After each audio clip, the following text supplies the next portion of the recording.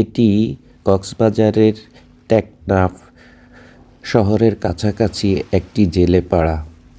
আপনারা যেই সুসজ্জিত সাম্পানগুলো দেখছেন, এগুলো আমাদের চোখে অনেকটাই শিল্পকর্ম মনে হচ্ছে। দেখে আমাদের চোখ জুড়িয়ে যায়।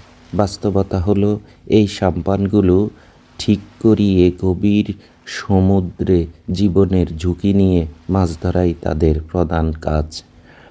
মানুষের জীবন কতটা বৈচিত্র্যময়, জীবন জীবিকার জন্য তারা প্রতিটি মুহূর্তে জীবনকে বাজি রাখছেন।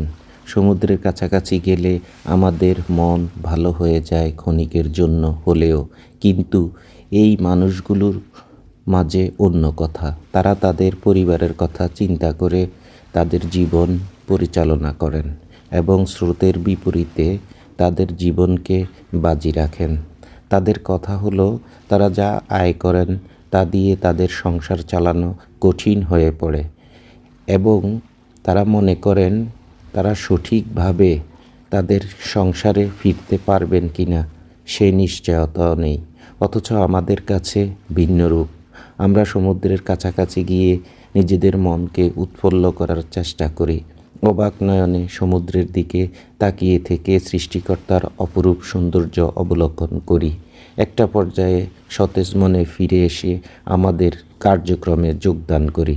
পেশাগত জীবনের বাইরে প্রতিটি মানুষই চায় তার একান্ত ব্যক্তিগত সময়টুকু সৃষ্টিকর্তার সৃষ্টির রহস্যগুলো জানার জন্য। কক্সবাজার সমুদ্র সৈকতে গেলে এক নিমিষে আপনার মন ভালো হয়ে যাবে। সমুদ্রের গর্জন যদি আপনি বুঝতে পারেন, তাহলে সৃষ্টিকর্তাকে খুঁজে পেতে আপনার বেশি সময় লাগবে না। আমাদের জন্য যেটা বিনোদন, জেলেদের জন্য সেটা জীবন জীবিকার জায়গা।